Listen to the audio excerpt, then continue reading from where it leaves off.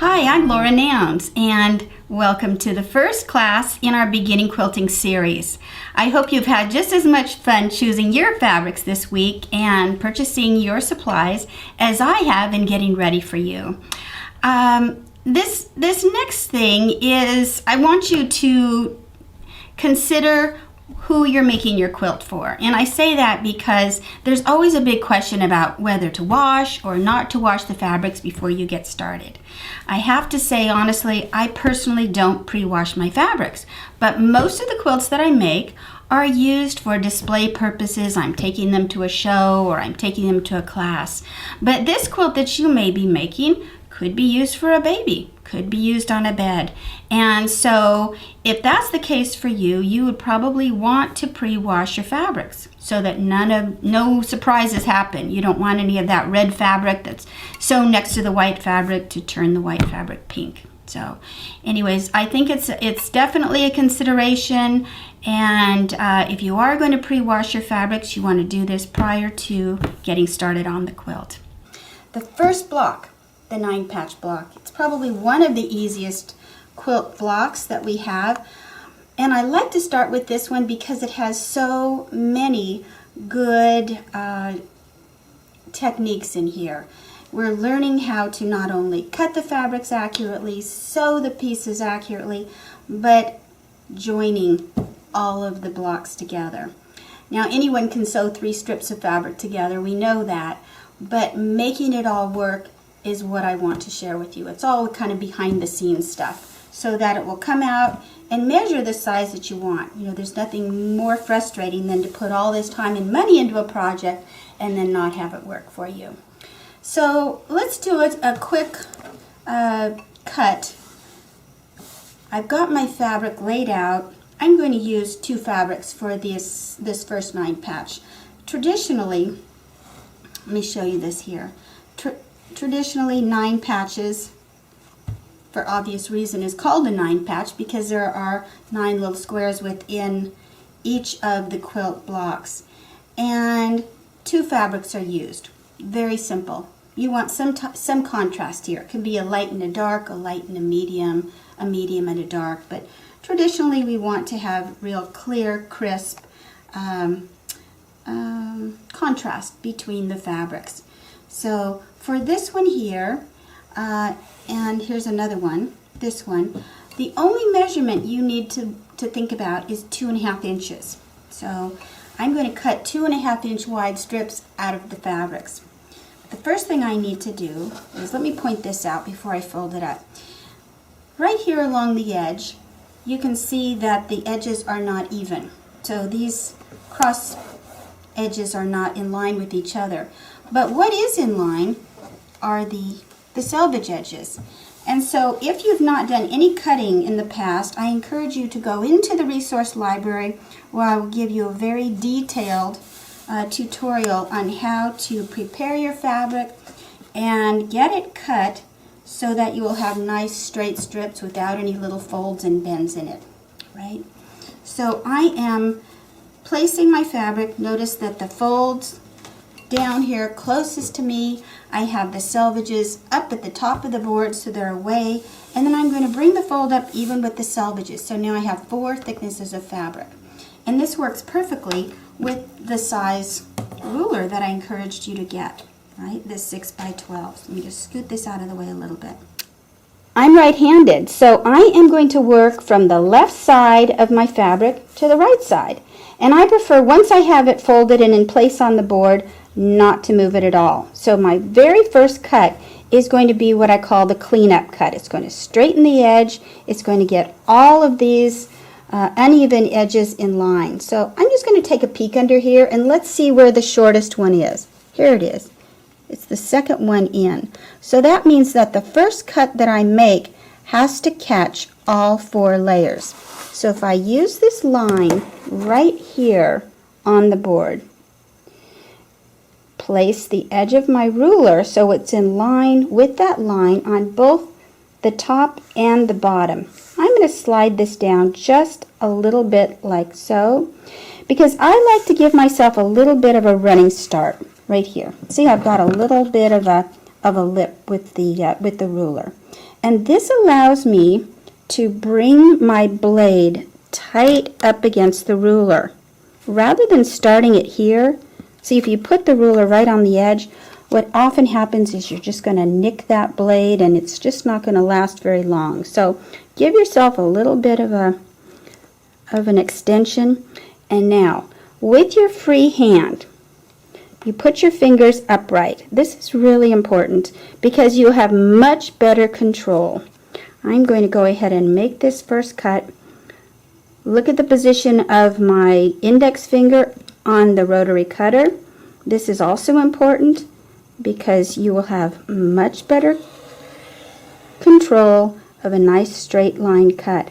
I'm cutting only as far as my fingers, and then I'm just going to walk my fingers up so I'm keeping a nice firm grip.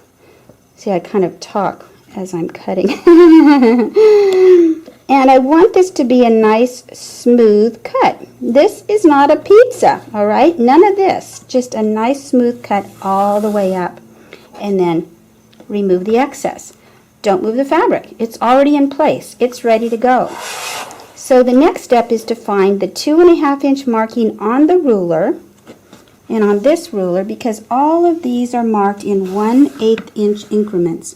So you need to look closely at the ruler and see where that 2.5 inch marking is and place it directly in line with that clean cut edge. Okay? Again, fingers upright, lots of pressure onto that ruler. Bring the blade tight up against the ruler and make your cut. Bring your fingers up so you continue with a strong pressure on the ruler, and there you go. All right. If you have to make multiple cuts the same width, I always suggest opening the strip, and this is where you want to check, right here where the fold was. Because if this fabric had not been folded properly, what you'd have is a nice little bend right here where the fabric was folded. So that tells you, uh-oh, we need to refold and repress the fabric and then get started again. Remember to check your PDF for the number of strips you need to cut for your 9-patch blocks. Once you have your strips all cut, make sure they're nice and straight. You're going to sew them together into 2 sets. These are called strip sets. If you're making a traditional 9-patch block with only 2 fabrics, you're going to have 2 different strip sets. One will have the lighter fabric on the outside, darker in the middle, and then set number 2 has the darker fabrics on the outside with the lighter fabric in the middle. The strips are sewn together with your accurate 1/4 inch seam allowance. So remember, we've always got that information available for you in the resource library if you need help with setting up that 1/4 inch. So once you've sewn them together, the next step is pressing. And this is a real important step, not only in the 9-patch block, but in all aspects of the quilt making process. Whenever possible, we want to be able to press those strips in the direction of the darker fabric. And that's because we want to avoid having the seam allowances shadow underneath and be visible on the right side through the lighter fabric. So the easiest way to make that happen is to take your strip set, and I just work with one stitching line at a time. I put the darker fabric, see, I've got the light one on the bottom, the darker one on the top, and I think of this as kind of a dance step. It's a 2-step process. So on the wrong side first, I am pressing. Pressing is an up and down motion. We're not moving the iron back and forth like you would with ironing, because that will just distort the strip sets. So wrong side first, and then get that iron right in here. And again, it's up and down, all the way down the entire length of your strip set. Okay? So because I had the darker fabric on the top and I pressed it on the wrong side first, then I turned and pressed it toward myself, that seam allowance is automatically going to the darker fabric, exactly where I want it to be. Let's do that again on the other side. So flat, flat, flat, flat, all the way down on the wrong side, turn and press on the right side. You want this to be a really sharp and flat seam. Okay, so my best advice to you here is don't rush it. okay? Take your time. I'm moving through it pretty quickly, but honestly, I would suggest you just take your time with this. You want to have the measurement of this strip set from edge to edge 6.5 inches, okay? Let me flip this over. I want you to see what happens here. So on set number 1, the seams press in to the darker fabric.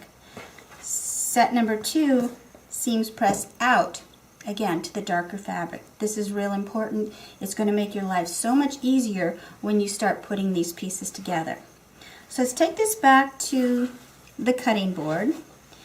And I would suggest for the first time you're attempting this, you just work with one strip set at a time. You know, if you become more comfortable, you can certainly cut multiple layers, but I wouldn't attempt that for a while. Okay? So let's clean off the edge first. Give yourself a nice straight cut. I'm using the lines on my board for placement and the same measurement that you use for cutting your strips, 2.5 inches. So 2.5 inches all the way down the entire length of strip set number 1, 2.5 inches all the way down the entire length of strip set number 2. So this is what you have. Okay, you're going to have a whole stack of these little units from each of these 2 strip sets, right? In putting them together, it goes like this. Okay, so there's no need to cut individual little squares. This is a very efficient, a very accurate way of constructing the 9-patch block. The final step is to join these units together, and because the seams have been pressed in alternate directions, these go out and these go in, they're going to lock in place right at the intersections. So what I'll do is I'm going to take a pin, and actually I use 2 pins. I put one on this side and one on the other side.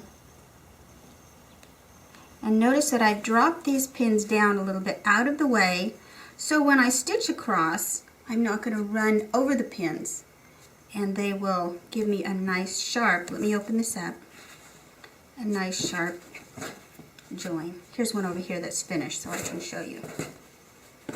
Okay, right here. This is what we're after. We want these to just be nice and sharp where they come together at the intersections. Okay. Finally, you're going to check point. Check point is a word you're going to hear quite a bit from me, because I take this as an opportunity to check in with my blocks. Are they measuring what they need to be at this point in time? Remember that your strips were cut 2.5 inches wide. We've taken off 1/4 inch seam allowance. So now the measurement from the edge of the block to that first seam should be 2 1/4. So 2.5 less 1/4, 2 1/4. So put that 2 1/4 inch marking right over that seam, and if there's anything sticking out, off it comes. Okay, so all the way around the entire edge of your block, and at this point it should be 6.5. Another good check point is right in the middle. Okay, is that center square 2 by 2? That's the finished size. Again, cut 2.5, taking 1/4 inch off of each side, so you should have a 2-inch square. If it's not, you have 3 opportunities here that got you to this point. It was either the cutting, it was your seam allowance, or it was the pressing. So if you find you need a little bit of help, as I said, go check in with that resource library. It's there to help you out. So best of luck. Enjoy the week making your 9 patches, and I hope to see you back here in the classroom next time with our pinwheel blocks. We'll be working with triangles.